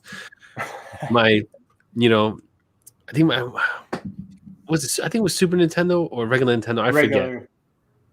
We got Marble Madness from the video rental store, not Blockbuster. I forgot. I think it was called Galaxy Video, some shit like that. And I'm playing it in the living room TV, and I lost. And me as this little kid took the remote and I threw it at the TV and I said shit. And then I got the holy hell like beat out of me, and I got punished forever. Like I forgot how. I think it was like at least I couldn't play Nintendo for like a month at the time because I swore and I threw that remote over Marble Madness. So yeah. Me and my brother, we used to get into fights over that game because in that one with the 2-player, you know how you can knock each other off. Well, we got so mad at each other for actually going at it, and yeah, we got into physical fights over some video games. And let me tell you. And maybe Johnny, you can find some good raging videos for that live. Oh yeah, video quitting raging. Yeah. Yeah. I mean, I've done it. I've N64 controllers. I've cracked them. I've smashed them. You know, playing Smash Brothers, getting killed, and I'm just, you know, I've broken them over Mario Party because some of those mini games you have to use the stick to. I remember too hard, and I would like rip the stick off by I accident. would rip my hands up on some of those. Oh my god! And then fighting games, I don't know why. Like even to this day, even to today, if I play like Mortal Kombat 11 or whatever, and I spend a good hour and a half playing it, I will get the same exact blisters on my thumb that I did back in the day. Because when you play those games, you don't. Where's my controller? Hold on. When you play those games, right? You don't use the D-pad. You don't use this. You use this. This is how you play those fighting games. Some people use this, but it's like it's not as effective as using this. And this is where the blisters come in. You know? Mm-hmm. Yep. I remember in high school, I actually had a blood blister so big from playing KI Gold that I got called the Thumb Warrior in high school. That's the way to do it, man. That's the way to do it. Joey called out one Twisted Metal. Twisted Metal. Yep. And they were talking about Double Dragon, and also Double Dragon has to go with Battletoads though as well. Yep. And Golden Axe was another awesome one back then. But 007 with N64. Oh, GoldenEye. Oh God, I hated that game. I hated that game. You run around with the gun I've always lost at that one because I sucked at the airplane controls. I hated that game so bad. I was like, let's play something else. Like I'd rather play the wrestling that was on that, the 64, the wrestling game that they had on the 64. But yeah, it was good times though. Yeah. Oh yeah, Sober Chef Road Rash on PS1. Oh, I remember that game. Holy shit, that was that brings back some memories right there.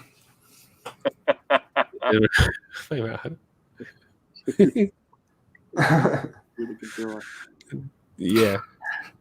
And they were talking about ghouls and goblins and ghosts and goblins in there. It's funny too because that one stream that Johnny had, he was playing. Oh yeah.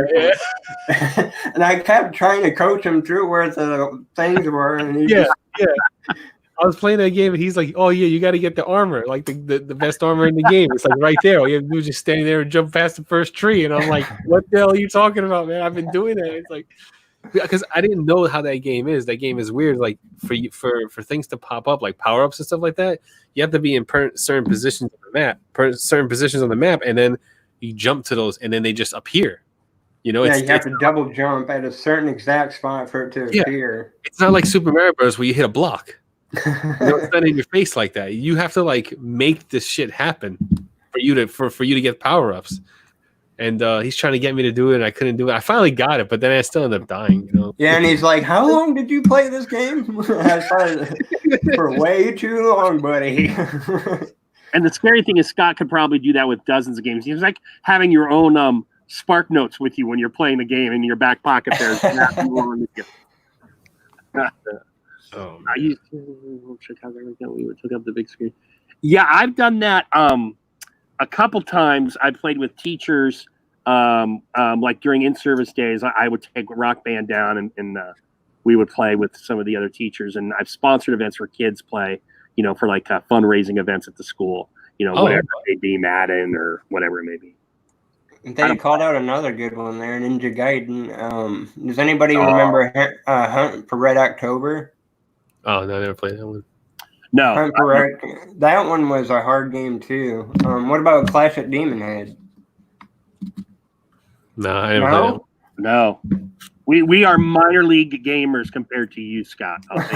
I am. I don't know about Johnny. I am. I had Ninja Gaiden. I still have that cart. Ninja Gaiden was good. I still have that cart. I like that McMahon let us know he didn't just stop at BRB. He let us know he's filing a grievance. Yes.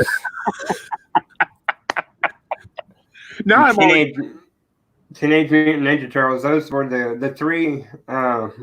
The arcade, because they had it in the arcade, but they didn't make it for the NES version. The three were really good. Turtles in Time, but the classic one was really hard because you had that little 2D map where you had to go in the sewers and stuff, and then go in the water, and those time bombs were just a pain. I could not finish that game for the life of me. I could not finish it at all. Oh, to this day, it just bothers me. So here's where my mind goes, because obviously we've been talking the last 15 minutes about this. We'll be able to do 2 hours easy. But whatever the equivalent of the beard community is in femaledom, and whatever the equivalent of beard therapy is in femaledom, what are they talking about for their nostalgic moments, right? Because obviously we're in permanent arrested development as men, and we can talk about these video games for years. Well, I just, what do they do? We talk about comics. We're such infants, and I love comic books and video games and wrestling. We just never grow up. It is so cool. Dude, Joey called out another one, Karate Kid. You had to chop the flies and stuff like that. Oh, I remember renting. See, this is back when Nintendo first came out, right? And before Blockbuster was a thing. My dad, every Friday, he would come home from work and he'd say, okay, let's go to Galaxy Video. Yes. And my parents would rent the movie and they would rent, a Nintendo game. I'll never forget. And that's where my love of video games, birthed, because my dad was like, we get one game a week. And it was only for the night, because you had to bring it back the next day. There was no 3-day rental and all that shit. You had to bring it back the next day. So when we got it, it was we would play until bedtime. Then my parents would watch the movie, and then I would remember. They just peg you with a shirt. You just get hit with a shirt. Bella, I had been left it on the table all day, and I hadn't put it away. That was actually from my wife. Bella was just a messenger. Oh, okay. Nice. It's good teamwork in that house. Well, it's crazy though that you say that though, because that's exactly how it was in our house as well. Me and my brother, we either got to pick one game or we got to fight over one game. Yeah, I remember waking up super early in the morning before anybody woke up and trying to put that, because I would get in trouble too if I went to the living room and I fired up the Nintendo and the TV, too loud, and it woke up my parents, and we get in huge trouble. So those old TVs, you had to turn the knob to get to the channel, and then to turn it on, it was a click, and then it was a hum and a buzz. Right. Right. So I'm I try and I just hug the TV for it to. It didn't help it at all, but I thought in my mind, that would, do it. So but I never got caught. Either they didn't really get me in trouble. They didn't want to punish me for that, or they didn't hear me. So have you ever lost a game or misplaced it within the house somewhere? Either that or the booklet. Once it was that was the rule. Once we got the game from the place, we left it in the system. So my parents would take it out of the system, put it back in the thing, and we would not to touch it, so that wouldn't happen. But if you remember back then, if you lost a booklet, you got charged for that. Oh yeah. And games used to come with booklets. They used to come with little instruction manuals. Mm-hmm. They used to tell you how to play it and stuff like that. Yeah, I miss that. Now. They don't have that anymore. And then some people would actually write in the passwords and stuff in those booklets, and then they pass it on to the next renter, and then they'd have the passwords, and then sometimes the password didn't work or it was just something stupid. Yeah. I remember that for like Mega Man. Like you used to put the password to jump levels and stuff like that. And Yep. yeah, it was good times. Those were the days. They don't have that anymore. Not now today.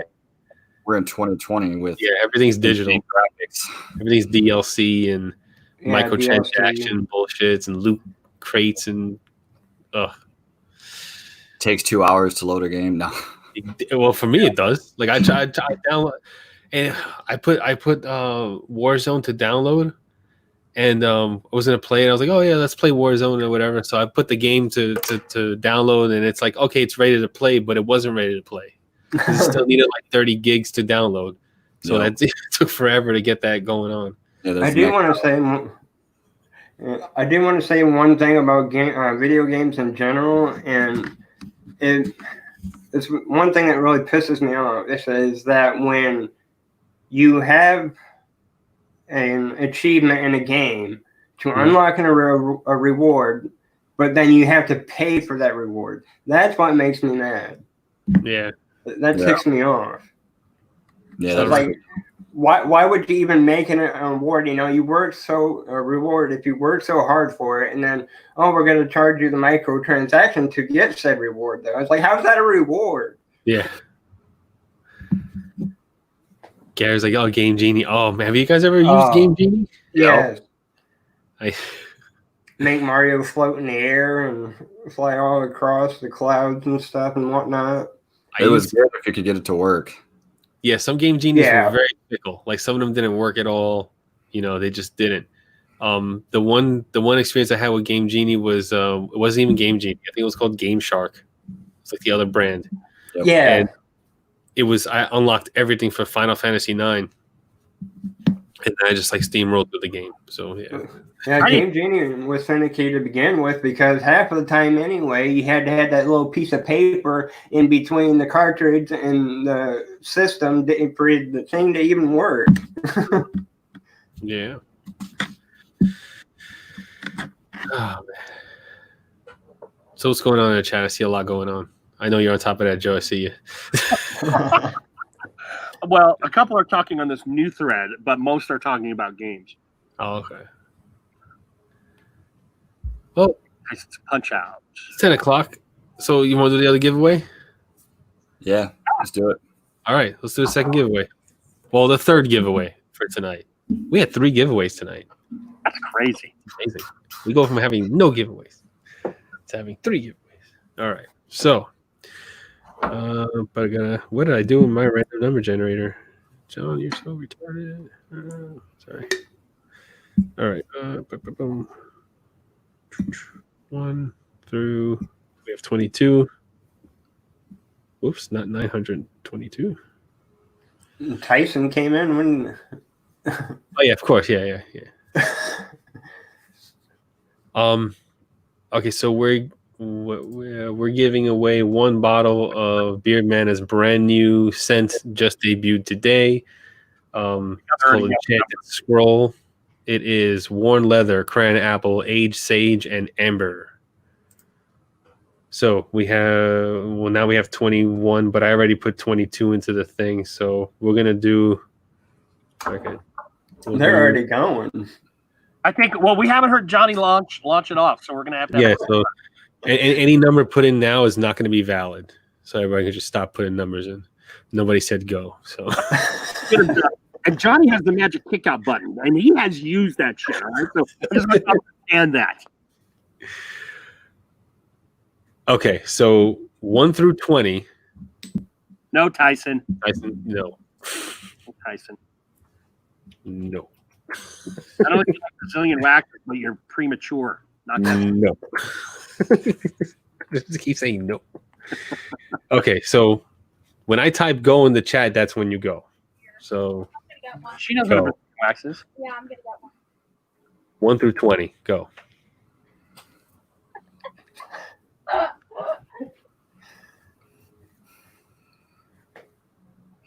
You even put it in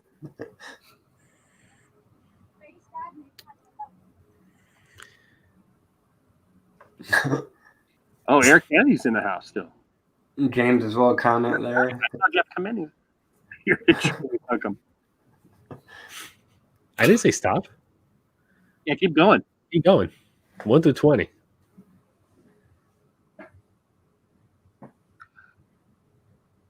Hey, Joey, fishing in real life for me is no fun, but I love fishing on GTA 5. I just want to let you know that. I would rather video game fish. Fishing in WoW was pretty fun too. Stop. So Joe, Yeah. you played the so obviously GTA 5. Yeah. Have you done that alien? All right, Quite- stop. We got a winner. Stop. Okay. Uh, All right, Brett, winner. Who do we got? Brett. Oh, Brett. Brett. Burton. Brett's on a hot streak. Congrats. 20. Nice, Brett. Well done. Look at that. Congrats. Got a 1 and a 20 in the Yeah. max and in a minimum. That's funny. I think the first I've ever. Good job, Brett. You know these guys. You know what to do. Scott and Chad, thank you very much for the giveaways. I appreciate it. No problem. Thanks for having us on. That new set sounds super killer. Not to say the other one's dope, but I was like, I'll be getting that. I'll be one of the 20. That's We dope. appreciate you guys. Yeah, appreciate everybody. So Chad, what was your question? Was the aliens? You know what? I ironically enough, I met a friend in Indiana, and he and I would grind the shit out of money, and so because we didn't want to do shark cards, and we're both old school guys. He's about 10 years younger than I am, 12 years younger. So we would get together and just grind. Right. And I don't even like looking at how much time I put into that game, but I'm like level 700, which makes everyone assume that I've modded, and I have a ton of money. I've got 100 million I'm sitting on, and at a certain point, I just had to say enough's enough. This isn't fun. I didn't have my boy to play with. So I know about the alien stuff, but I have not engaged in it. Because, see, I did Red Dead, and Rockstar is just letting a beautiful game die on the vine. And it is horrific. More about that later. Yeah. It's crazy how nobody mentioned Need for Speed, though. Those were like one of the best racing games there were. Yeah, but it's kind of been up and down with the games that they put out. Well, I'm talking about like the original series, though. The original series from the Need for Speed, like 1 through 4, that was like one of the best games back then. Well, yeah, definitely iconic. Yeah. I like those. I like the games where like you were able to like customize your car and all that stuff, and like put realistic like parts and stuff like that. Johnny, I did a whole thing because you can do all that in GTA. I watched this. I got into this thing where all I did was you can do all of these color blends based on like paint types, and this was right up Mex Alley. But that's all I did for like 2 weeks. I played GTA and I did nothing but paint my cars all these various different colors. Nice. Some you could get this really cool sheen, and some you could get them to actually turn the colors that aren't available in the game. And I was watching YouTube videos by the ton, and That's awesome. That's real cool. That reminds me of back to the computer games. I remember back then, like the NASCAR racing game that they had for the computer, you can actually design your own race car on there. And we would go into paint and modify our own little NASCAR cars back then, too. That was pretty cool. I remember playing Daytona USA for Sega Saturn. Yeah. Yeah. The Saturn wasn't around for very long, but I mean, I have it. It was basically it was mainly arcade games, right? That they brought into that console. Yeah, I have that. And Dreamcast, right? Yeah, I see what my mistake was going for the Saturn and not waiting for the Dreamcast. It's for my parents to buy me the Dreamcast, because the Dreamcast now still is a really good system. If you can find one.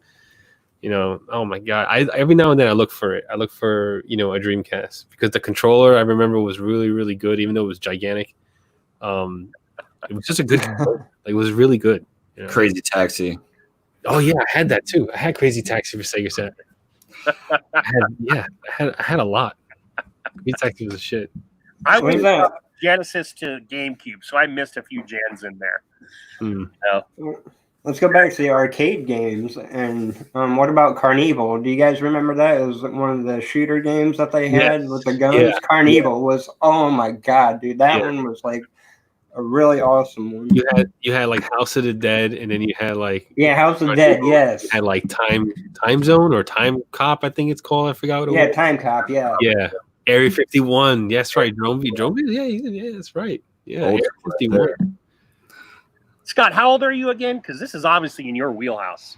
30. I'll be 36 this year. So. Okay. All right. Same. John, Johnny, you're right around there, right? You're just a couple years older? What? 36. You're right around 36? Yeah, right? I'm like 36, 37. I forget.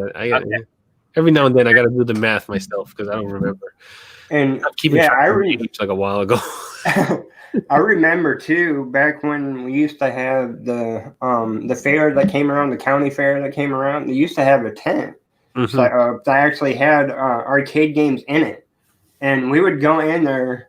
As I was being, rebellious teenagers, not only to play the arcade games, but you also got away from your parents to smoke a cigarette in there because nobody paid attention. So it was just crazy stuff. Yeah, near me I have a place called Yestercades, and it's an arcade, shop, an arcade place, and they have all those. They have all those old school arcade machines. They have pinball machines. They got skee-ball, all indoors, and nice. I love going there. Hopefully, I don't even know if it could open the way it is now because of the COVID thing. I mean, the arcade cabinets were like this. There'll be a row of like 10 arcade cabinets, and each one would have a stool or 2 stools, and people would be like sandwiched next to each other. You literally will be playing and like, you're like inches away from your next shoulder. There's no 6 feet distancing there. So like, I don't know how the hell they're going to reopen. It's probably not going to be the same. It's probably, not going to be the same. That's part of the reason why, just besides the culture, that I want to go to Japan. I want to go to Okinawa, Japan, because that is like the geek city in Japan. And that's where they have the arcades, they have the gachapon machines, and they have all kinds of different cool stuff down there. And besides Tokyo, Akihabara is one of the places that I would love to go if I could ever travel. And like part of being the arcade was, you play with the game, but also you meet people too.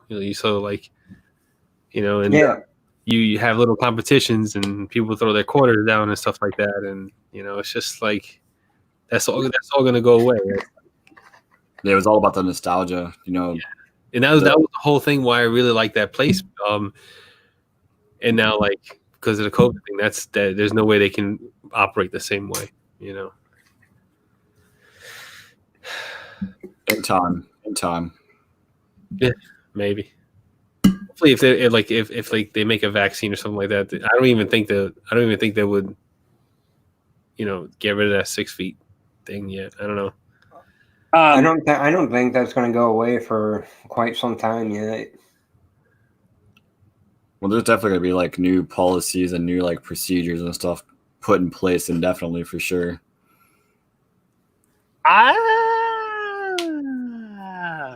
As long as governors keep leaving it up to mayors, it's just going to be scattershot, Well, true. Very true. Yeah. I would like to see the governor own it and say, boom, this is how it's going to operate in the state. Right. Mm-hmm. Somebody is doing masks with 6 feet. Wow. Yeah, I mean, Tennessee. It's like everyone from America is here. That doesn't accomplish anything. Oh, James. Okay, check it. Yeah, I'm surprised our card shop actually opened back up here. Like, there's a local card shop that opened back up, and I'm surprised because if you ever know the Magic the Gathering tournaments, people are like this. Oh yeah, yeah. So I was like, I don't even know how they could even open that back up because people are like sitting right across from each other and right next to each other, and like this place that the lady I was with and I used to go to, like there's like a table, and then I think there's like 5 in a row, and then there, but there's only like this much in between, like, or like that much in between, you know, from the back seat of somebody else's chair to your chair. So it was pretty crammed and pretty packed. And during one of the tournaments, the pre-release tournaments, the AC was off too. So it was bad.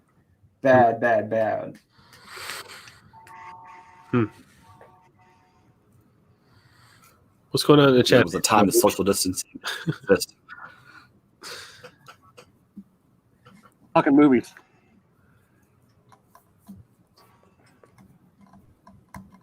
Army of Darkness. I remember that movie. I love that movie. Yeah, that's a good movie. This is my boomstick. Yeah. All right, you primitive screwheads. One of my favorites is "Lighten Up, Francis" from Yeah. How about some hot chocolate, huh? I love that part where he got possessed and then those little guys saying, "How about some hot chocolate, huh?" Man, I didn't think it was this late, Johnny Grooms. Holy cow. Yeah. Time flies when you're having fun, boys. I'll tell you that. That's right. So, on the topic of Evil Dead or Army of Darkness, which one? Which Evil Dead? The first one or the second Evil Dead? Yeah, which one do you guys like better? Because there's 2 Evil Deads and there's 1 Army Darkness. Okay, yeah. Army of Darkness.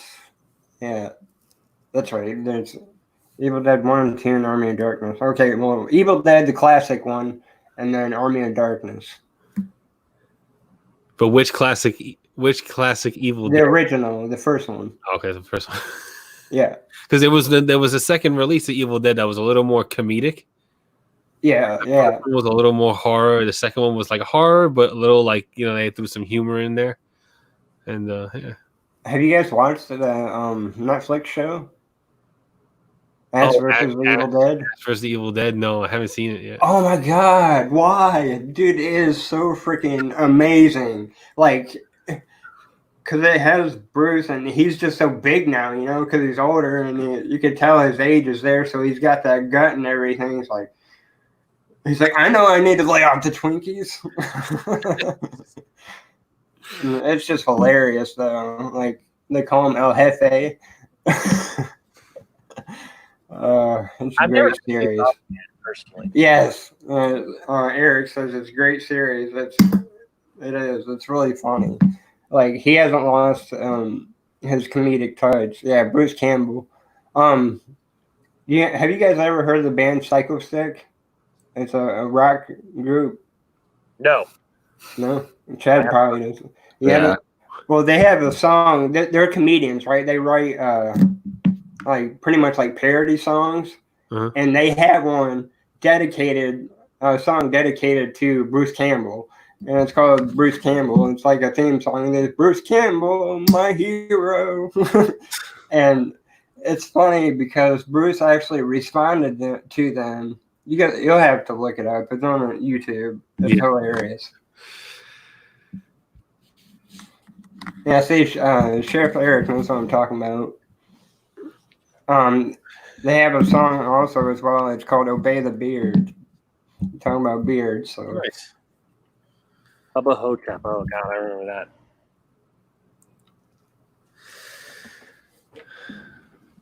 yeah. I'll leave one for you to explore. It's called a guy named Beardy Man, and he uses like different pieces of equipment and a microphone and the voice, and he changes the voice. But he's very comedic, and he makes some really awesome music. So if anybody wants to go explore something new, it's pretty awesome. Is it like the letter E or with a Y? Beardy. Yep, Beardy with the Y, man. Yep, all one word.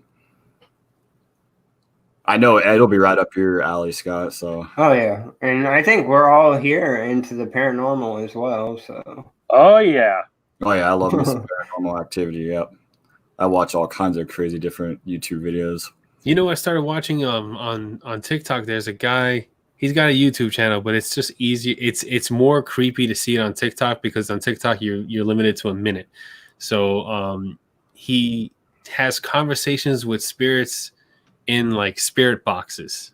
Oh, yep. It's so bizarre, like, and like to hear the voices and stuff, and then like I feel like that's got to be fake. It's like I don't know, that's real. I can't. So, yeah, some of the EVP stuff I don't believe is real, and like certain channels and certain people. I mean, you know, it's really hard to determine whether it's fake or not because it's just the way that it's played out. You know, it's the certain situation and scene, and to be able to get one on cue like that, it's kind of be like, you know, that's gotta be. Well, but you what a spirit box is, all right? How it operates? It's radio stations going backwards. Yeah, and it sweeps over the signals. Yep. Wait, what is it again? You guys talking over each other? How do they work? It scrolls through all the radio stations backwards at a certain speed, and you can change the speed depending on like, you know, where you're at or whatever.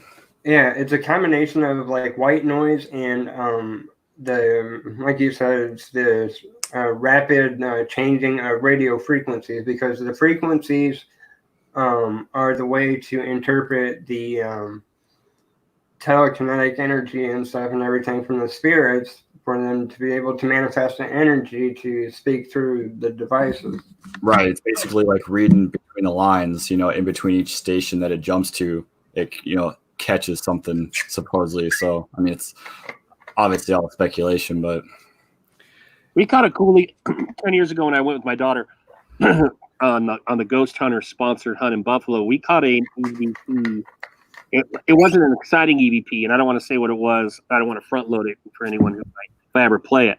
But the process of listening to 3.5 to 4 hours of audio, because we recorded everywhere we went, and to try and find an EVP was interesting, you know. Yeah. And we were lucky because they had a secondary ghost hunter group there from Atlanta, and they split them up with the various groups that came. And I got on real well with their member because he was an English teacher as well. So we would chat and stuff. And so I sent him what I thought was the EVP, and he cleaned it up with the audio software and stuff that he had. And we both ruled out all the possible mundane things, because we're in an old hulk of a building with no power, no nothing. You know, it was just a big, dead, empty building outside of the people. And we happened to be in an area where no one else was. And so he classified it as an EVP because we couldn't defeat a mundane sound that could have made it, which led, you know, I thought it was, but he does this more often. He has the software. And so that was kind of cool. I played for my kids and my students, and they kind of dig it. Maybe one of these, maybe if we do a Halloween show or a near Halloween show, Johnny, I'll break that EVP out. But I've heard some pretty crazy ones that I think sound legit from like podcasts. There used to be an old podcast called Ghostly Talk out of Michigan in the early 2000s. And they did a recording. I think it was actually at a place in Indiana, Chad, if I'm not mistaken, because they did a lot of stuff in the Midwest. And that was one that was, I was like, I think I still have I saved the audio files from the podcast just to have it. Yeah. Yeah, in Indiana, there's a place, it's called Gypsy Hill, which is really haunted there. And there's the little ghost girl that sits on the bench out there. There's also a wolf, a ghost wolf that guards the forest down there. And the forest is completely dark at night, like, because there's no street lights, nothing. So it's completely dark. And back then, the farmers and the gypsies, they slaughtered each other, and on those grounds there where the cemetery is at. So there's actually remnants of the gypsies that were there before. So there's just, you know, that's one of the main haunted locations around there, and there's still traces and whatnot around there. Yeah, there's several YouTube channels that I watch that are like, I've watched a bunch of different ones. These are like the most genuine, where like it's like legit guys. They go out with equipment. They're not trying to like make a bunch of crap fake shit. But like, so one is the haunted side. Another one is Dark Art TV, and then Mindseed. But I feel like the haunted side, those guys are legit. Like, they're pretty genuine. They're just some guys that go out there and, you know, with equipment, and if they catch some, they catch some. If not, they don't. And did you say they were out of Indiana? No, I think they're in like North Carolina or something. Okay. We'll I've had an experience though where I've got a picture taken of me by a ghost, and like the thing was behind me. I wish I still had the picture because it's been about, I don't know, probably a good 15 years. But and back then digital cameras weren't as digital as they are now. Right. And I just had the camera up and I was just messing around. I just held the camera up, but like nowhere near the buttons, and then the camera just suddenly goes off, and it's a flash and everything. There's actually an orb in the background, and it's just crazy. I don't know where I saw on orbs. I'm not sure. And I was freaked out, like so entirely freaked out, and then I felt physically sick, like after that for a while. I don't think orbs can really be. There's too much. I don't know the word to use. Noise. Any mundane possibilities for an orb for me to always buy it supernatural. I mean, there's all sorts of things that the camera can do that you can explain it as the camera doing. That's why I don't have that's why I've never bought into them. Right. If you took that picture though, I'm sure if you reversed it and everything, it wouldn't be there though. There are some legit ones that I'm sure that are out there for sure. I had to turn my lights on because y'all are talking about ghosts and shit. And I'm sitting in the pitch black. I'm like, yeah, I'm turning lights on in this house now. Now let's all of us turn all of our lights off and just kind of sit here and just talk about them. Well, what we'll do is when we do the Halloween shows, we'll show all the equipment that Johnny bought for the ghost hunt that never happened, unfortunately. And we were psyched to do that. And Johnny was dialed in. I was like, that's a good idea. That's a good idea. But we'll save that bit of disappointment for another show. Yeah. Now I'm doing a whole YouTube video on that because, yeah, you know why? Because I didn't get to use the equipment and I spent like hundreds of dollars on it. So that is going to be a Amazon haul video with links with affiliate links in the description to hopefully recoup some of that financial loss. Right. Nice. Yeah. I'll be right back in 2 seconds. Okay. Go ahead, Scott. I think we're going to wrap it up. So let's do a little recapping, and we'll end with anything you guys want to announce. Although you kind of did announce a couple things today. So Beard Mana now has a website, beardmana.com. They now officially have 6 scents out there, one of which was released right here tonight on this very show. I want to thank you guys again for the giveaways. I really appreciate it. I am an owner of one of their products, and I'm very happy, and I'm really liking the sound of the new one, the Enchanted Scroll. Anything else? Coming up next week, let me double check who's coming up next week. I think next week is a unique one, if I'm not mistaken, and I hope you can make it because we had to cancel an earlier appearance. Yes, Oz the Great, the tattoo artist from Canada that has done for a variety of companies. He is going to be on. I've got a ton of questions. I hope you guys have some questions. Next to vets and beards, the most common thing I see in photos in this community is tattoos.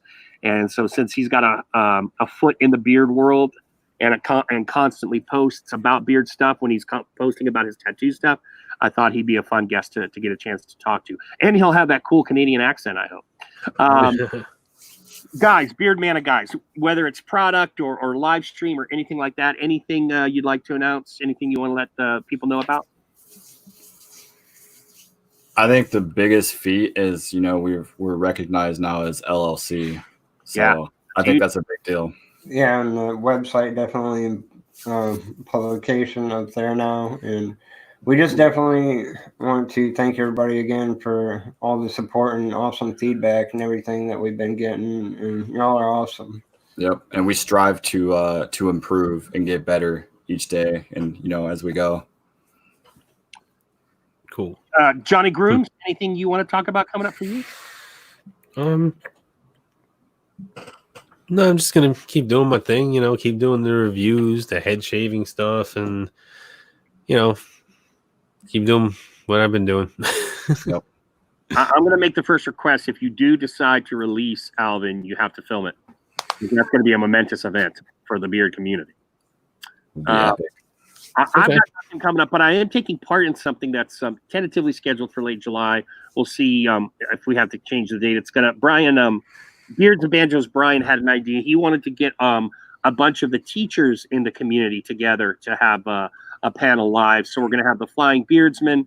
We're gonna have me. We're gonna have Brian. We're gonna have a couple of Brothers Groom. And we're gonna have Dan C. And we're all just gonna hang out and just chat teacherly things, I guess. But I bet based on when it's coming in and the doubt of schools opening, we'll try and give you guys some insight to that because I know a lot of you have kids, but the reality is it's going to be a section by section.